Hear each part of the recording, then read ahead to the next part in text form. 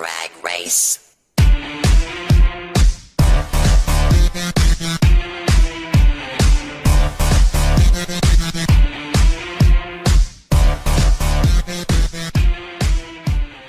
Hey, kitty girls, we're back.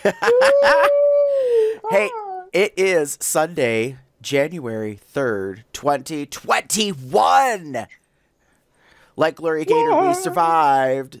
And welcome to Comes Out Loud Drag Race, Season 13, Episode number 1. Another one.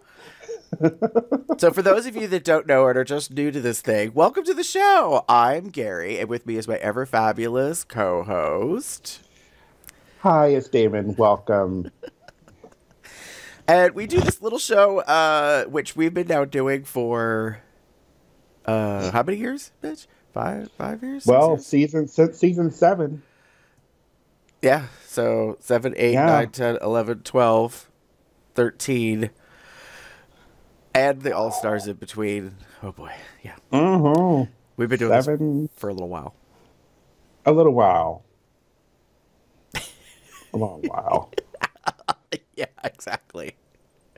So and so soon. Well, we feel like it's yeah. Well, we true. feel like it's soon. I mean, because we've made a choice to cover the regular season and the All-Star season. And that's kind of where we drew the line. I mean, we did cover the Christmas Spectacular, whatever that was, a while ago. Yeah. But like, God bless all the queens. I'm not covering, nor necessarily interested at this moment in watching the UK, the Canada, the Thailand, the Holland. Yeah. I think there's one now in Spain. I don't know. There's a lot of Drag Race out there all over the world. Congratulations. We're going to stay here in USA. And literally just USA. Well, because girl, you know, it's the beginning of the year, so now we have a new season 13, and we are probably not going to be shocked, but we'll probably very much bitch about a new All-Star season that starts immediately afterwards. So yeah, probably. But we can always be surprised. And speaking of surprises, should we talk about this episode that just happened? Yeah. Okay. Let's jump into our first segment.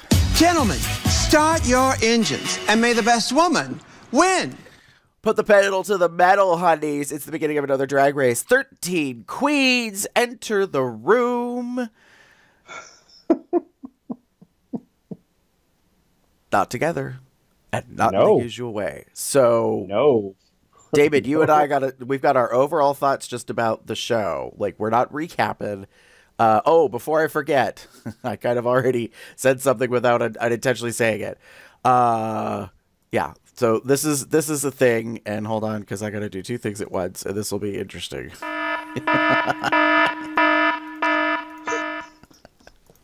So, yeah. We're going to actually talk about the show. So if you haven't seen the episode, by the time this airs or gets to you, whichever it may be, I don't know what to say. Like, this isn't expected to post late, but I could get it. You may have a life. You may be busy. Mm-hmm. You may have forgot the show even was coming on back on. I mean, it came so quickly. I'm going to just really quickly, I'm going to keep saying it because I feel like this is the thing. Like, it feels really early, and I've been trying to figure out why. And I think it's just because it literally happened on New Year's Day. Like, we went into 2021, and it was like, oh, by the way, boom, here's your show. Like, so I'm feeling kind of way about it. So I apologize in advance. This feels very quick. Considering we just got, like, we just talked about it. Like, we happened to see the last time we recorded an episode, and that was in July.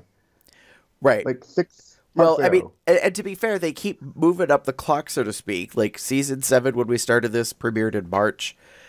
Season 8 was March. All-Stars season 2 was in August. I'm just running through our old calendar here real quick of all our shows. Season 9 was in April. Season All-Stars 3 did start at the very end of January. And then that rolled straight into season 10. Now the Hala Slay Spectacular, that thing was in December of 2018, and then they immediately went straight into the All-Stars 4 in the month of December.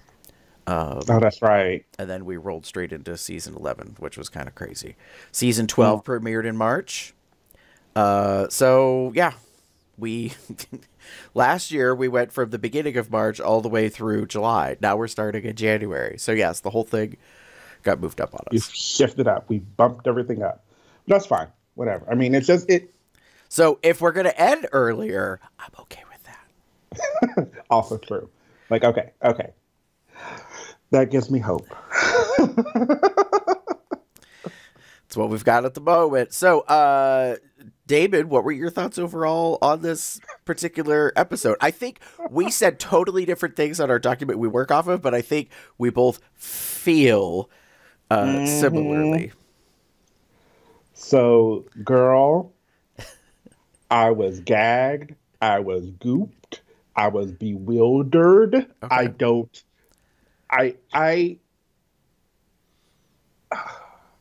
I was watching the episode, and I mean, granted, I saw the preview, like they always do it. Like they give you a sneak preview right before everything goes down. So you kind of knew going into the episode what was going on. But this whole premise of two girls come in, they give their looks, they give their whatever, they talk for just like a little bit, and then the bells go off and we get a message from Rue. She's like, get the fuck to the main stage. And it's like, I don't know. Like, I am surprised. And then not only that, now they're literally lip syncing for the live right out the gate. Like right out the gate. Like you literally just walked in and now you get to walk over to the main stage. You meet all the judges and then you got to lip sync. And you might be going home right then and there. That is my feeling on that. It feels so sudden. I don't know how to feel about it, and I'm sure the queens didn't. So, yeah. I thought that was rather evident. Mm-hmm. So go for it. What about you? I have a question. Did we get what we asked for?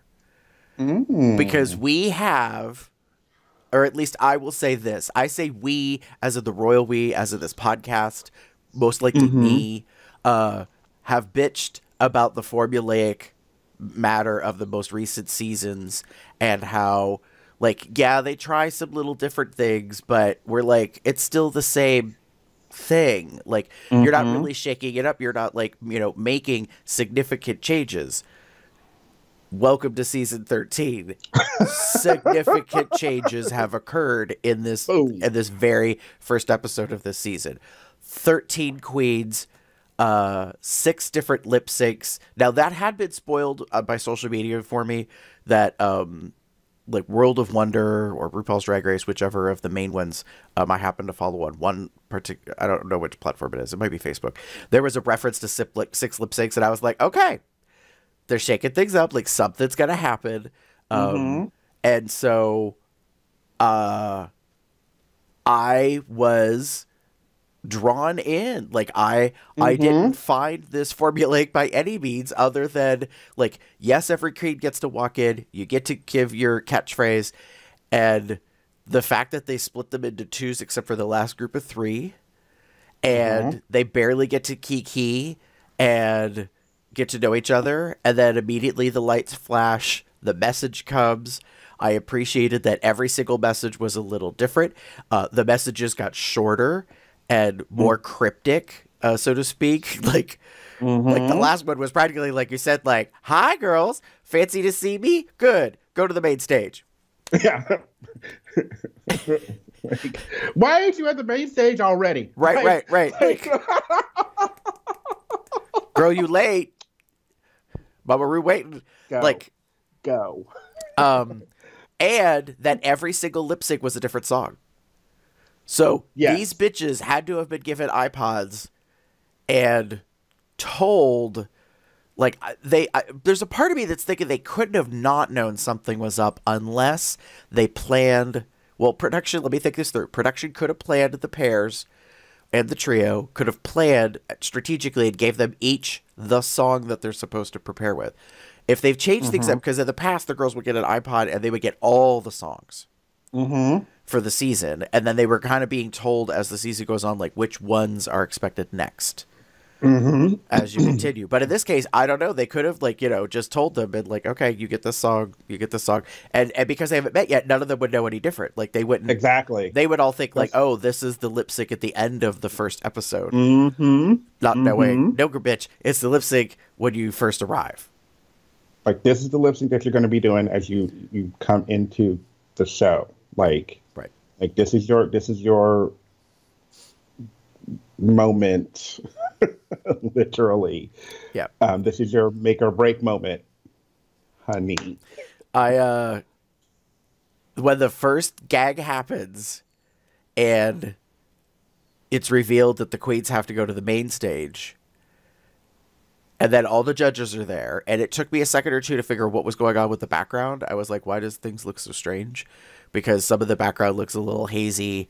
They've obviously extended the judges panel for social distancing. And then I realized, oh, there are clear pieces of plexiglass between the judges, and that's what's making the background look a little strange from shot to shot. So they were definitely, you know, making it abundantly aware that when they filmed this, it was during the pandemic. The crew is running around with surgical masks, face shields, you know. So you kind of knew that they were taking precautions. Yeah, and that's where my head kind of went. I started going, like, I need to know. Like, I need to know what's going on. Like, that's where my head goes. So I'm trying to find out and spin some idea, like, why are they doing this? Why are they separating them? Why are they doing this way? Why is this happening? Why are there only two girls? Like, blah, blah, blah, blah, blah, blah, blah. And the thing that came up, like, forefront of our mind was, it's the pandemic. So maybe they're not shortening the cast. Like, that went out of my head very quickly. I will admit that. Right. I will say that first off. They are not, like, shortening the cast. We're not just going to have six girls, you know, doing the show. Like, that would suck. Like, I'm just going to be honest. Like, a very short, like, season, while yay entertain, like, great for us who are, like, trying to get through it. Reality is it's a TV show, so they're doing something. But my mind went like, so, well, maybe they're going to do, like, they're going to split the girls up, and then they're going to each compete until a certain point where they get to a safe number, and then combine and do that. Like, that's where my mind went. I don't know if that's true. I don't know if that's going to be the situation. I don't think it is, but it would make sense. Like, I wouldn't feel bad if that was what was if that's what happens in a sense. Only because they filmed during a pandemic. Right. And you've got to keep everyone safe and protected, and, you know, it is a show, and, you know, they still want to do what they can, but they may not be able to do what they used to do. So my mind went that way as a potential, like, safety measure, precaution to kind of keep things going without compromising too much of the show. Right. So we'll see. Yeah. I will say I was paying very close attention to some things in this episode.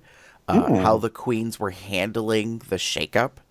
You know, how immediately my thoughts were, some of y'all were very focused on a look to enter, not on much else.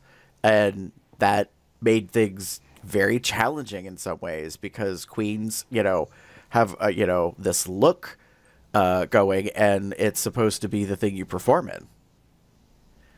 in. And that was not an expectation of any of the queens. And I'm like, now all the future queens are thinking about that. Like, I need to make a presentation of who I am and how I'm recognizable, how I'm rememberable, and it needs to be multifunctional. Like, it needs to be a look, but it also needs to be something that I can move in, that I can, shablam in, or whatever your thing is. So I was like, okay, that's definitely interesting and different. Yeah. So this is kind of the time that we would talk about like the format of the show. So yes, the 6 groups all end up lip syncing. 6 girls end up being in the top. 7 girls end up being in the bottom, and the 7 girls in the bottom get told each time that they get the pork chop, which is the name of this episode.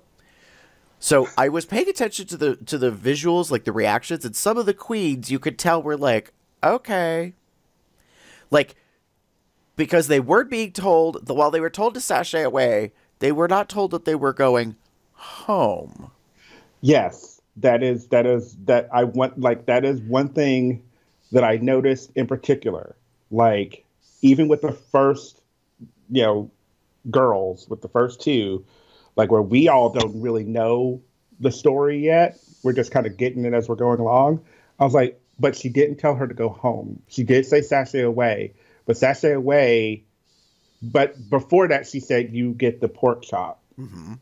And she repeats that every time. Right. So. And I'm glad they did not do the stunt that they did years ago where they had a pork chop on a plate, sitting on a pedestal off stage for a camera shot. I was like, this dumbass joke. Like, I get that Rue loves puns and crap, but come on. So instead, all the queens that do not win their lip syncs end up going to the pork chop loading dock, which is an intriguing concept. And quickly, the first queens that go in there of the 7 realize that they're in a room that has portraits of all the very first queens of all the seasons that left. And, pork chop being the most infamous amongst them all, was the first queen eliminated in the entire series. However, is very much beloved and, has made a name beyond, being the first queen, because she was already, I would say, relatively well known prior to being on the very first season, and, did not squander her limelight opportunity, and consequently is one of the most recognizable queens of the entire series. Since then. So I was like, okay, so we're still homaging like to the very first queen, but all the queens were like, we don't understand what's going on. And their emotions are all over the place. They too are bewildered and gooped and gagged and confused and not sure what's happening. Some of them are a bit feisty. And they're like, I'm not going home. Like, I don't understand what's happening here. But, and as some of them pointed out, like, they did not unpack their things. Like, so they're like, some of them admitted to spending a lot of money to get there. And to just... We're like, I don't know if they were what they were expecting, but I will admit, I bet there was a lot of editing done during their conversations, because I'm sure a lot of shit was probably said. Because they're reasonably, like, potentially upset, angry. They got all the feelings, like, because you don't know, and you're left with this, like, when you're left with this unknown feeling and you don't know what's going on, you're kind of like, what can I do? What can we do? What's going to happen? You, like they said, you spend all this money on costumes and stuff for the show. Like, don't get it twisted. Like, somebody, people spend a lot of money for this show. We have learned that over the years. Like, they are not like, this isn't like early seasons where you're pulling out your drag, like, from, like, that you do kikiing in the club stuff. This is like, people are spending money, right, taking out loans to do this. You break a bunch of gigs because you've got to, hide away and whatever. And then you come here to an unknown, and now, oh, that's over, possibly. Before you even do anything, you don't do a challenge, you don't do a runway walk, you don't do like you don't do like a group thing or anything like along those lines. You don't fucking unpack, and here you are like, I might be on my way home. That gotta suck. So I will say, this isn't my snaps, but I will say there is one thing that I enjoyed out of this episode, and that is when the final two queens join and become the 7 that are in the loading dock area. Rue comes across the pink speaker with her lovely little silver microphone that's probably not connected to anything.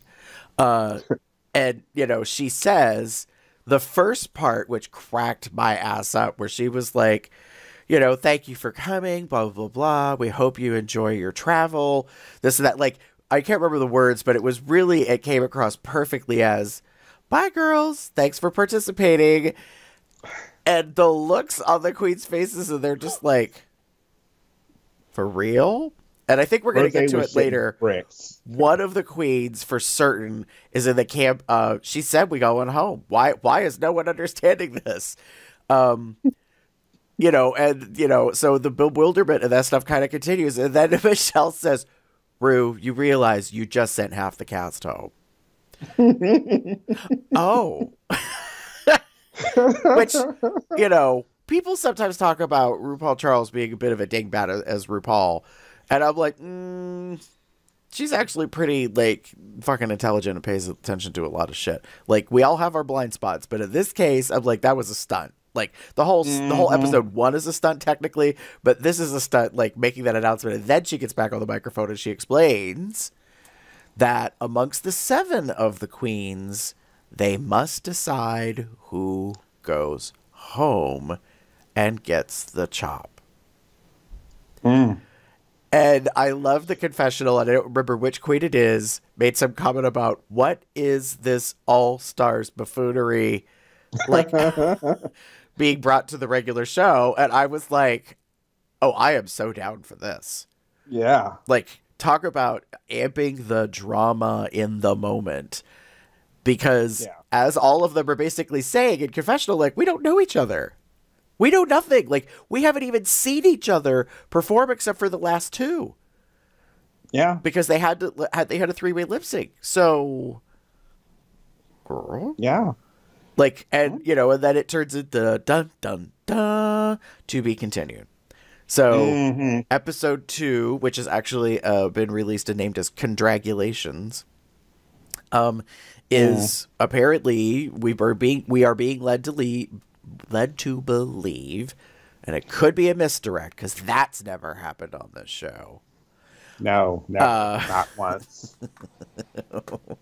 Where do I need that? So if it's not a misdirect, then the 7 queens are voting a queen out, and that will be revealed in the next episode, apparently, and then we'll already be at 12. However, I don't count any bitches out. So even in the first part of this episode where they were like being, they were getting the pork chop or whatever, I was like, they're not gone. Yeah. Like, I will. World of Wonder has invested way too much. Like VH1, all the sponsors, everybody has given way too much money to just have a queen literally get like less than, 45 minutes of total time, which gets condensed down to like 5 minutes maybe. Yeah. Yeah. I'm like, no. She's not gone for good. The way that they were wording it, the way that they kind of were going at it, and then like after like when the second queen gets eliminated and they go to this lounge, I'm like, or loading dock or whatever, I'm like, yeah, they're not all going home. Right. Something's gonna happen. We're gonna figure something out. They're gonna do something, and then as the show progressed, I knew easily, like, yeah, they're not sending all of them home. That would have been stupid. Right. But anyway. Okay. You ready to move on to our next segment? Yes. Let's move on. Okay. Cover down. Put the bass in your walk. Cover down.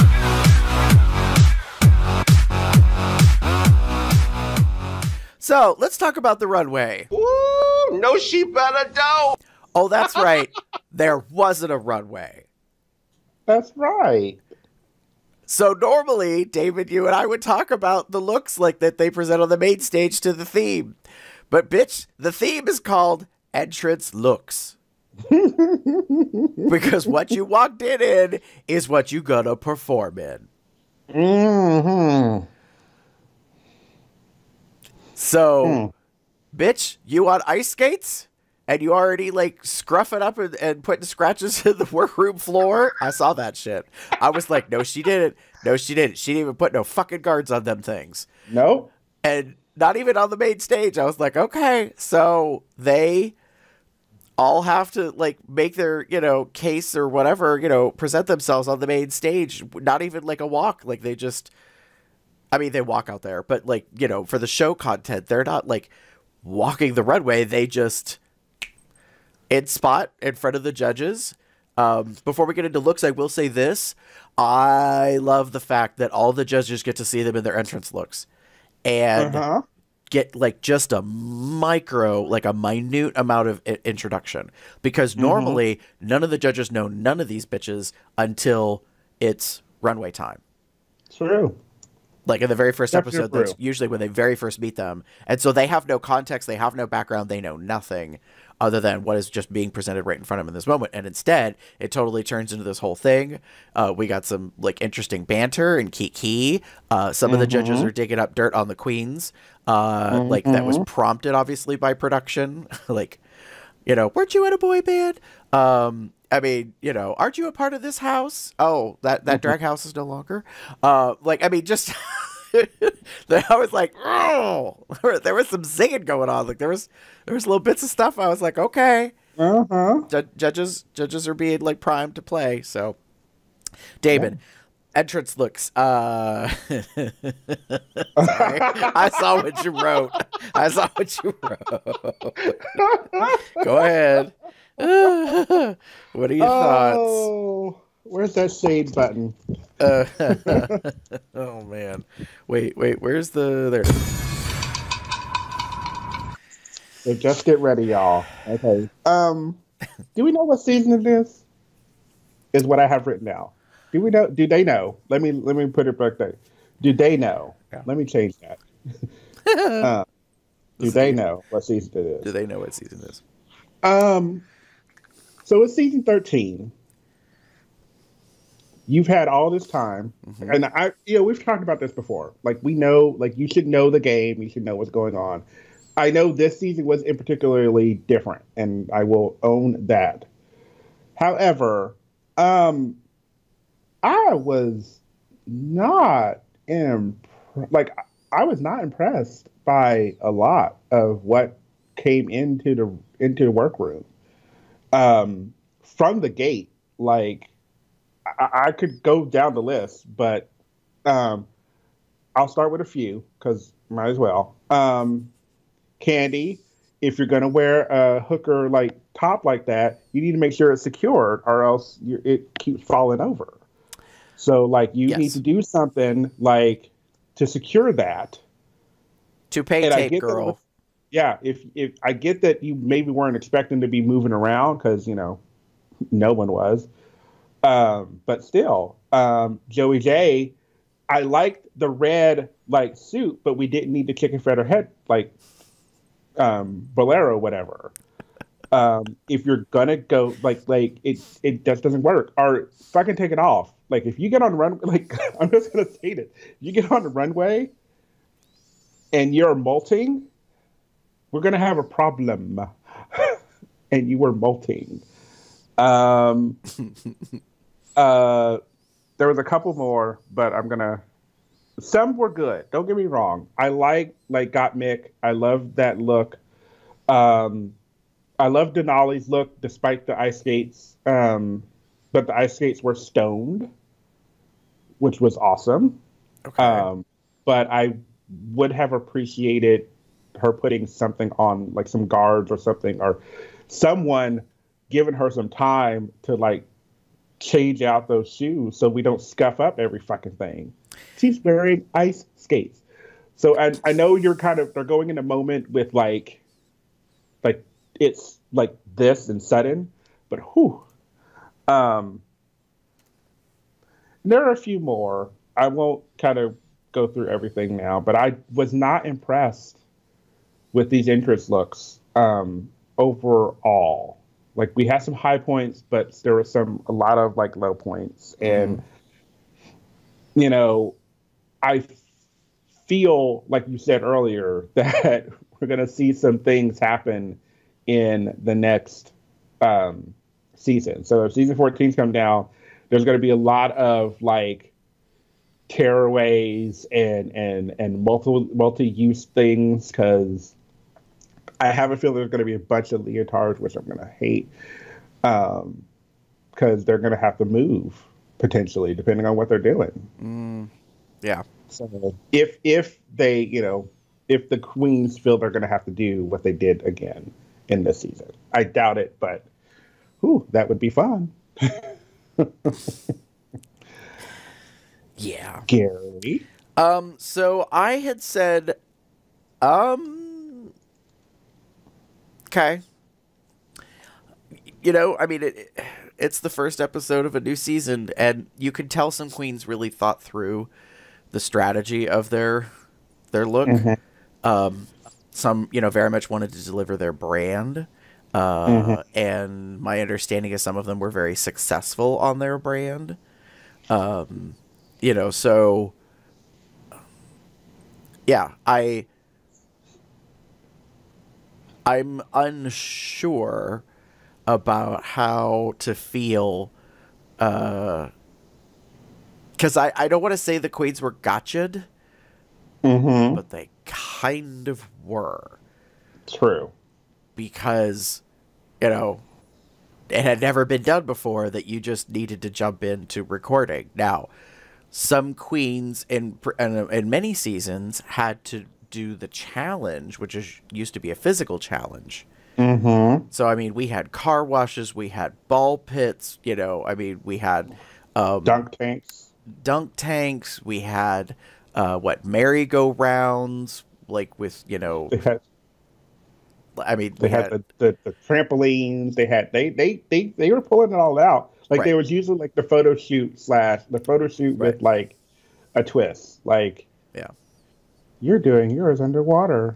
Like, well, what? Who came up with that idea with drag queens? Some stupid person in production that doesn't know anything about drag. Well, and so here's the funny thing, because like we were talking in pre-show about that one YouTube series or whatever, interviewing the former Rue girls, and I watched that Lady Bunny one last night, which was earlier on in the pandemic, and it was interesting because Lady Bunny pointed out, she's like, she was being asked the question about like how Drag Race has changed the ability of full-time drag queens to continue being full-time drag queens because of the way bookings changed. And travel, and that kind of stuff. And, Lady Buddy brought up kind of a good point, and she was like, none of this is real. Like, no two drag queens ever go anywhere to lip sync the same song against each other. To which I thought, well, that's not technically accurate, because there's been lots of, like, drag suicide type contest things. And I think that naming due to sensitivity has gone away. So now we call them lip sync battles or whatever. But girl, that part has been around for quite some time. For the fun of it, in terms of contests. But I understand where Lady Buddy's coming from. We were just talking about dunk tanks and trampolines and car washes. I mean, like, so some queens, if they think and they know their history, would not necessarily be surprised by a stunt in the first episode. So you need something semi-functional, something you're not worried about having something happen to. So that is why it is the gag of gags when a queen shows up in an authentic Bob Mackie gown. Carson Kressley, like, completely shot his load in his pants. Like, was not ready for that. I don't think anybody was ready for that. No. Kimora was a little bit of a bitch about it, in a cutesy way, saying how she had to have it adjusted or custom to her because she's a sample size and it was a little bigger than what she needed. To which I thought, She needed to adjust it more. well, but my thought was, bitch, you got some big fucking balls. Like, not only did you drop some coin for authentic Bob Mackie and you're wearing it on Drag Race, but you have the balls to have it adjusted? Like, technically, it's your right, but that shit is like a historical frock. As far as I'm concerned. Yeah. So, you know, because to my knowledge, and I'm waiting for it to come out later, like where that's from and whose it was or whatever. But I'm like, I don't think that was a recent, like, creation. So to take something like that and modify it, I find very interesting. So, yeah. So I have all sorts of mixed feelings, you know. Tina Burner definitely came through, you know, in a costumey kind of like thing. My thoughts were, I'm unsure how much I want to see her and Nina West make babies. Because they're both these like kooky, like, you know, campy queens, who like to, you know, are kind of fun. So I was like, that would be very interesting. Yeah, so, you know, and the queens for the season are kind of very broad in their spectrum. For what their personalities, their types, where they come from, their ages. Like, I definitely think we got a blended mix, including finding out that some queens have barely been doing drag for, what, 18 months? Yeah. That was... Oh, her name just left my head. Looking up, Olivia Lux. Mm-hmm. Yeah. Ooh, good Lord. Yeah. So, as far as the looks go for the entrance, I was like, okay, like some of them, you know, not bad. Like, you know, nothing really to complain about. I don't think there was anything that I really had an issue with. Some look like they could use some editing, like, you know, some like slight adjustments and stuff. One of them made way more sense to me when the lip sync happened as to why it kind of looked the way it did. And I actually didn't catch unless in the lip sync, unless they like showed in, maybe it was in Untucked, they showed something that wasn't in the regular episode that made me realize, like, oh, that would have been a giveaway as to what that was. And I think I'm talking about, was it, this is really bad. Was it Lala Ree? No, it was Olivia Lux that had the zhuzhed, two-tone. Like, yeah, pink and yellow kind of two-tone, right? Kind of like a giving me a pink lemonade kind of vibe. And when she gets out there, I was like doing snaps because I was like, "Oh, girl, look who has a reveal." But when she walked in that look, I was like, "That doesn't look like it fits right." There was something about it that was a little off to me, and I was like, "It needs to be tighter, or you need to be wider." Like, I don't like silhouette proportionally. There was just something about it. Yeah. I was like, like your shoulders and your kind of chest are not, like, you're not really getting an hourglass shape, honestly. And I was really mad at myself because these words came into my brain. I was thinking back to when Adore had been described as having a hog body because she never corseted or whatever. And like, I was like, what? Like, I don't like that my brain just did that. You know, was being critical of the way she looked. Then she does the lip sync, and lo and behold, drops the lower dress portion of it that made it look like an evening gown, and here the bitch has a leotard on, like bodysuit, like, you know, of that particular. And I was like, oh, okay. Yeah. This kind of says to me she planned ahead. Yeah. Which was more than I could say for some of the other queens. Yeah. I mean, it was. I will admit, like, I was looking at Olivia Lux's dress and I did not like it. I don't know why it felt just awkward. Like it didn't, like you were saying, it didn't look right. I don't like the ruching, like personally, I just don't like it. And maybe that's just me not liking it the way it looks. First of all, but then when she and then she went boop boop boop, but down came this whole skirt and she's now in a like a leotard. I was like, okay, that works. I'm not necessarily loving it still, but it works. You did something fun and unique that I was not expecting. Right. Because it, like, when she walked in, it looks like a full dress. There's nothing giving it away. Right. I mean, maybe if you got like real up close to it, like you could probably see where it there was disconnects.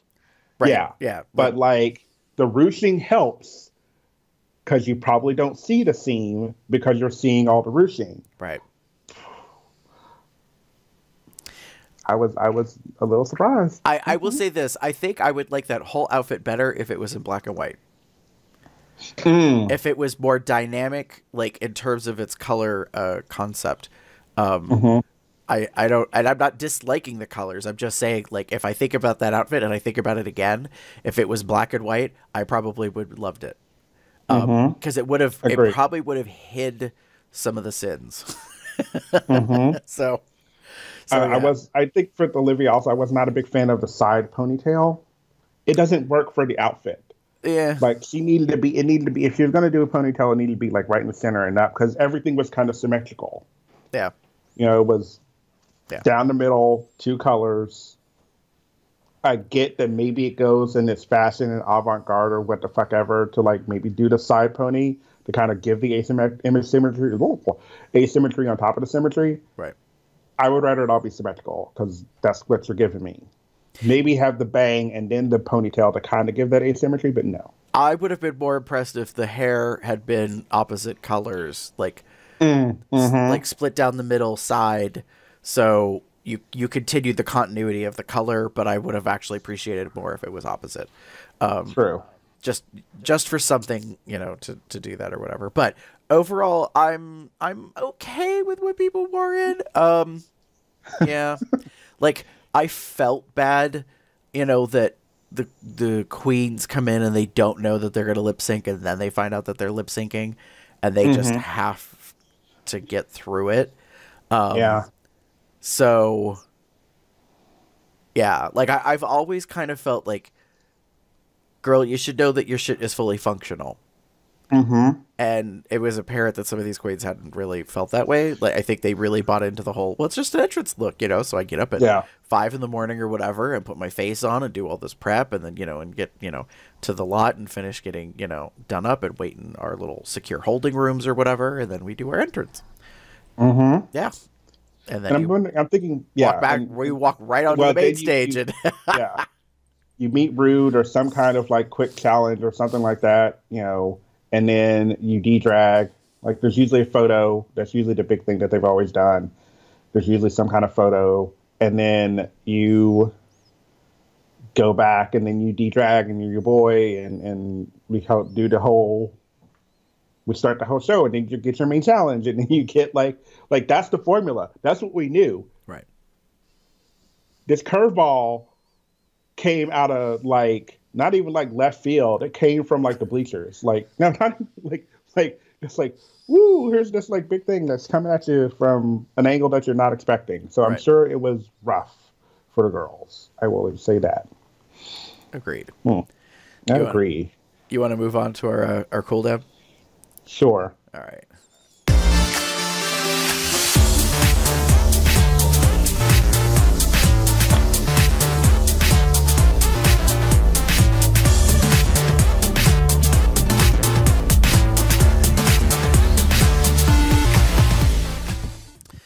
All right, children, time for snaps and eye rolls, the hits and misses of the very first episode of season 13, the highs and the lows.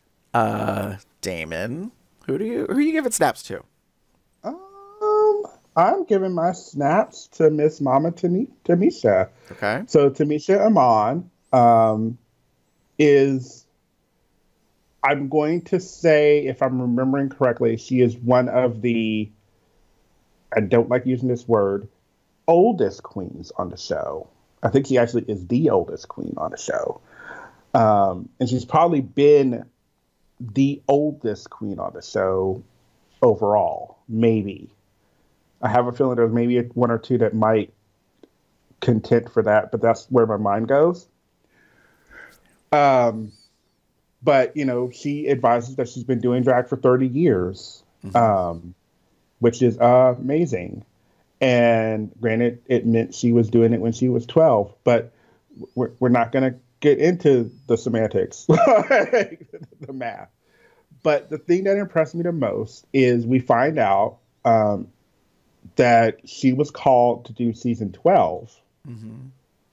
And within the weekend of her being called to do season 12, she found out that she had cancer, stage 3 cancer, and had to do chemotherapy and radiation and everything. And within a year has bounced back from being so debilitated that she couldn't walk to now she's out here strutting her stuff with those 80s Janet Jackson moves, praise to her, and doing a really good job and showing us that though she may be seasoned, there's a reason why she has this big family and why she knows all these girls and why she's probably a well-known queen in the scene.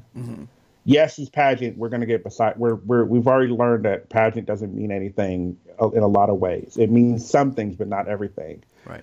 And I'm really looking forward to seeing. I mean, I hope. Like my mind goes. I hope she stays on. First of all. Secondly, I'm looking forward to what she can do, because I feel there's a lot there that we barely scratched the surface on in this one episode. So kudos to my snaps over her, because oh my god, that to me seems like drag royalty almost, like someone that has been on and doing it for such a long time and is still doing it for these many years. So yeah, I agree with everything that you said. I was really surprised to hear her reveal her past history that way. According to unconfirmed online information, she is in her 40s and is the oldest of this particular cast, but she's not the oldest of all the queens of all the seasons. Ms. Charlie Hides apparently has a number of years on her. So, yeah, like I agree with you. I'll be interested to see what, Tamisha can bring. I'll come back to that in a moment. Okay. So, for me, I want to give snaps to the queens for rolling with the now. Like, some of these queens were just like, okay. I mean, yeah, there was definitely some gooping and some gagging, but some queens were much easier at, like, just rolling with the flow. Like, okay, like, they're transitioning to the whatever it is. Like, gotta go to the main stage? Guess we go to the main stage. Gotta lip sync? I'm gonna lip sync. Like, they could still be a little bit of shock and awe, but there was a definitive, like, some queens weren't really phased, and other queens were like, what the actual fuck is going on? Like, brain blown, caught off guard, not like comprehending too much, being overly stimulated emotionally, you know what I mean, like psychologically. So I want to give snaps to the queens that were good with the shake up, with the change, because I was like, that's really what this is about.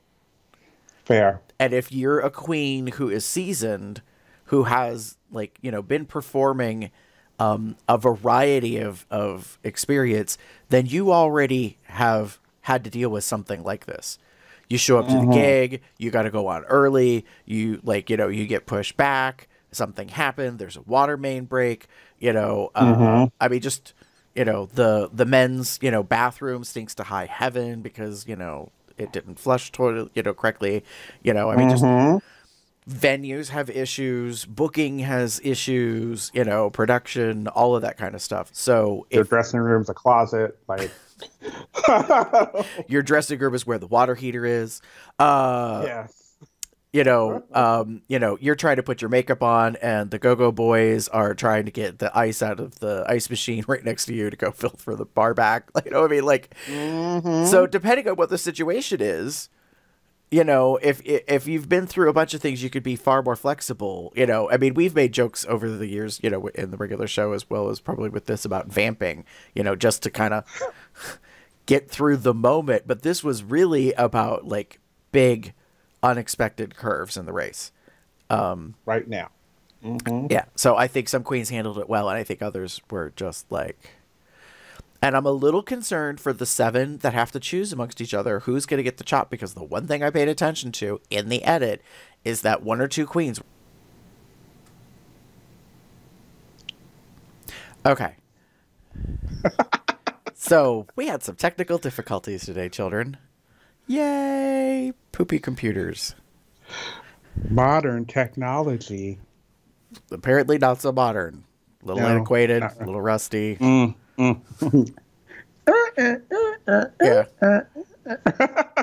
Headset's not working. But that being said, our apologies. It is a little later in the day. We are a little older, but we're going to wrap up the show from where we left off. We're still looking fabulous. Let's just do that at least. Say that at least. So when we were previously discussing David, we were talking about our snaps for the show. You were giving Mama Tamisha snaps. I gave queens that were rolling with the now, like being comfortable with how things were going. But let's talk about those eye rolls, shall we? Sure. Yeah. So for me, my eye rolls, I went to the ending ? I was very much not happy with how it ended. I get it. It's TV. It's reality TV. So, they want a continuation. They want you wanting more. But I just felt really bad for the queens that are literally sitting on the loading dock, the pork chop loading dock, waiting to determine what else is going on. Like the winners of their lip syncs for your life, they get to go de-drag and unpack and all of that fun stuff and kiki about like, who looks like who, what in a boy kind of thing. And then the rest of them are just like, what's going on? Like, we have no idea. We're seriously shook about all the shit that has happened today. And now we don't know. I mean, yes, they said they have to vote one of them out in order to remain in the competition. And that's maybe what we're going to get. But like for right now, they're kind of just left with this open end of what to do. And I am not happy about it. So I had a revelation that perhaps the remaining 7 will have to do a group activity of some kind, a challenge, I don't know what, and that will help them formulate the elimination. Maybe. That's maybe, but for right now, they have nothing to go on. Right, except for the final 2 who were part of the lip sync for 3. They are able to size each other up a little bit, but unless the queens in the room know each other, which only 2 of them do. Any of them. Yeah. Oh, the 2 from Chicago. Yeah. Kimura and Denali. Right. Those are the only 2 that kind of know each other. So it's understandable that they might not vote for each other. Yeah. Because it's so early in the show. Like, I don't think we're at that cutthroat stage where if anybody has to eliminate another person, that they're going to, eliminate their sister from their own city, so to speak. True. I mean, they probably would like keep each other in, at least for now. Have an ally. Yeah. So yeah, I don't know how things are gonna go for that, but yeah, that ending, I was kind of okay with it, honestly, because it's obviously a cliffhanger. It's to be continued. So that means we have to keep the audience engaged, at least for the first 2 episodes of season 13, because everybody wants to know, like, what the F is going on. Yeah, I guess that's these buffoonery, these shenanigans, this, Yeah, maybe, if you say so. I don't know. I'm whatever. I'm feeling the kind of way, and I'm still gonna feel that way. Let me just be honest right now. Okay, you're allowed to feel that way. Anyway. Nice. So what about you, Mr. Gaddy? Yeah, we need to talk about Miss Tamisha. Not just her, but here's my eye rolls. Did they know the words? 6 lip syncs in the very first episode.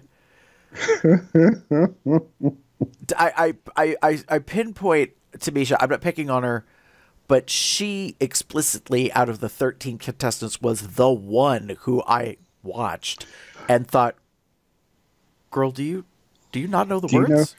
Do you not know the song?" Like, I mean, I think she knows the song. Right. She knows the song, and she knows how to. Yeah, she's got the Janet Jackson moves down. Right. So, like, she was serving Janet in a red power suit with big ass pointy, like, shoulder pads. She looked cute. I wished her hair was better. But well, I was very perplexed by her in the non-chorus parts, kind of not seeming to know the words. Like, you're busy dancing, but your lips aren't moving. And she's not alone, though. There were other girls I didn't explicitly see not know the words, but there was a whole lot of turning my back to the judges. Yeah. Like, so I don't. There's a time and a place for movements. I don't know what you're talking about. So, like, Rosé, like, pirouetting, like, spinning, across the floor, like 6-7 revolutions in a row, was during a musical break, I believe. Yes. So, like, there are times that things make sense, that you're doing movements that can be considered distractionary or attention pulling, but you're not singing in that moment. But I'm a little annoyed with the girls that are, like, turning their back to the judges and walking to the back of the set to turn around. So you walk, 6, 8, 10 feet, whatever it is, and then this is the dramatic moment of the song or whatever. You're making a statement, and it really doesn't pay off. Like, you're not really doing anything other than clopping back to the front, and I'm like, click, clop, clop, clop. What are you doing? Yep. Like, and like, if you're a younger queen and you don't really have entertainment experience, especially doing theater, then I can sort of understand that the idea of cheating front is lost on you, maybe. Yeah. Like, that you don't even know about it, so you can't even do it. But I was like, for real, girls? Like, come on. Like, and I get that, like, you have theoretically thought out your outfit 360, and so your derriere is probably looking just as good as your front side. But it's a lip sync, so the point is to see, like, you lip syncing. We need to see this. We need to see this. We need to see your face. Like, did we not learn this from Valentina? Like, we need to see your lips. This is a lip sync for your life. Like, yeah. So none of that. Yeah. I love the idea, though, of, like, I'm just, like, curious who didn't know. Like, we talked about it earlier about, like how to get the songs, and like, do we believe that maybe just the 2 girls that are 2 or 3 that did the song got that song and were told that was going to be the lip sync for your life song, and maybe in your head that's what you had in your mind, and it's possible you thought your shit didn't stink and you wouldn't be in the bottom, so you didn't even bother. You also maybe realized, like, oh, even if I'm in the bottom, I could have the little iPod, like, during the untucked, like, backstage lounge thing, and I can maybe listen to the song again to kind of get it going, and maybe did have a little bit more time to practice the song. But no, dears, no. Like, that was not what happened here. Not that, right. You bring up an excellent point. We never saw any footage that the queens got to prepare for the lip sync before walking onto the main stage, like you normally would in an Untucked. So nobody has paper copies of the lyrics. Nobody has an iPod, like, with an earbud. It's just not there.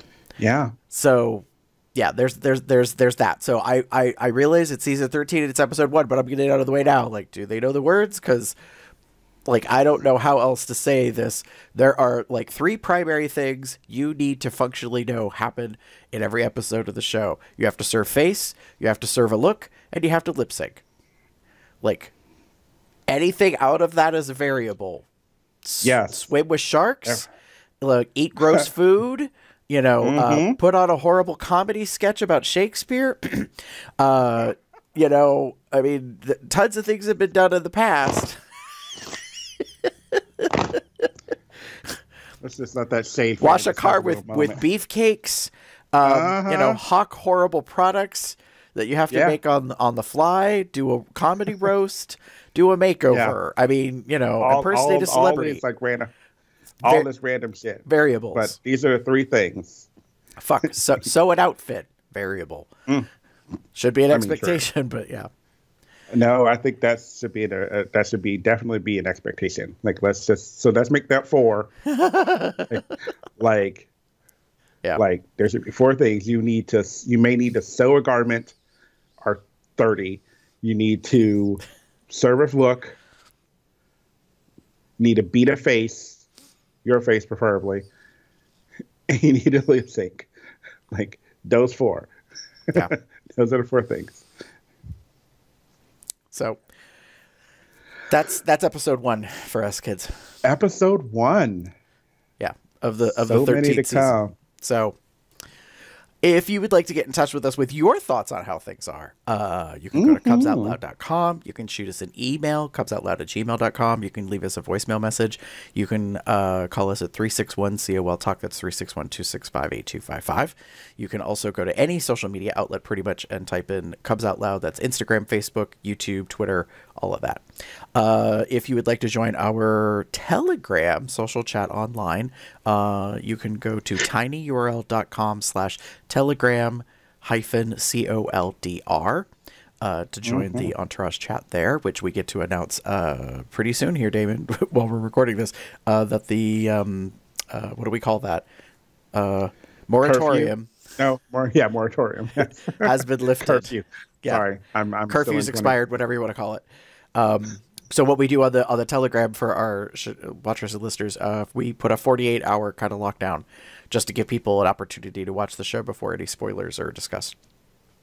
You know, because that's one of the things that, you know, people are kind of a fanatic about. You know, this little thing. So, but we already said at the top of the show pretty much that, you know, this whole thing's a spoiler. Also, if you want to know about events that Cubs Out Loud in general are doing, you can go to tinyurl.com/calendar- or -COL. You can support us by getting merchandise at zazzle.com/cubsoutloud. So Damon and I are both wearing the Consent is My Foreplay Drag Queen Pride version of the shirt. Go. Although it's blurry. Anyway. God damn it. So you could do that if you wanted to. We also, I think, have a purse with the COL Drag Race logo on it and some other things. You could also become a patron at patreon.com/cubsoutloud. If you go there, you will get the full entirety of the show, bookends, front end, plus a pre-show before the public version that gets released along with the other end of stuff. So you get more content, basically. You get to know more about what we discuss off air. Off the air. Yeah. If you would like to make a donation to us, you can go to paypal.me/cubsoutloud. It can be a one-time donation. It would help cover the cost of things that we do here. Jeff has heck been on apparently trying to get my computer upgraded now since we're having all these issues. If you would like to promote COL, you can rate us on iTunes, give us a thumbs up, 5-star review preferably. You can also pretty much subscribe on any podcast player system wherever you want. We do have a separate feed for Cubs Out Loud Drag Race. So if you're a Rue fan, you know, and interested in Drag Race and not really the rest of the topics we discuss regarding the bear community, that's okay. You could just get these shows only. Damon, if they want to find you online, where would they wander to? If you wish to get in touch with me, you can find me as Theater Cub 79 on most bear-related sites or on Facebook. Or you can find me as pup_umber on Twitter. The Twitter is definitely not safe for work. And it is a wonderful mix of porn and drag and anime and more porn and shenanigans and art and what have you. It is a mishmash, a menagerie of fun stuff. So enjoy at your own risk. I will say that it is very much an encapsulating or indicative of you as a person. Like it has probably multiple aspects to it. Mine, on the other hand, is pretty much just GareBear73 drag on Twitter.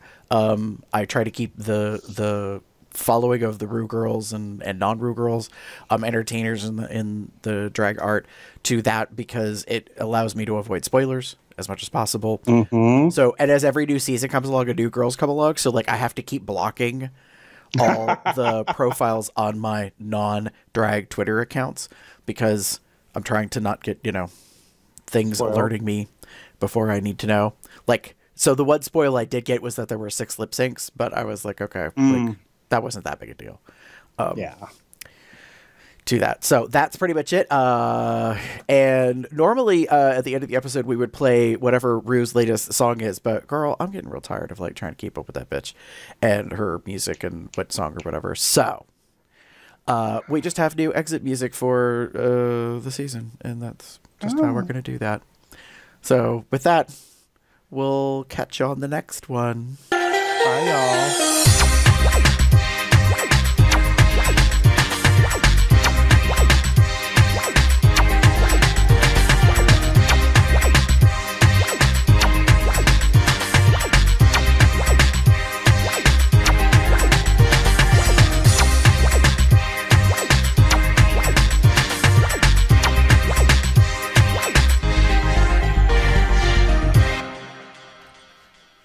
It's a fun little ditty. Yes, it is. Quite cute. See if we still get flagged. That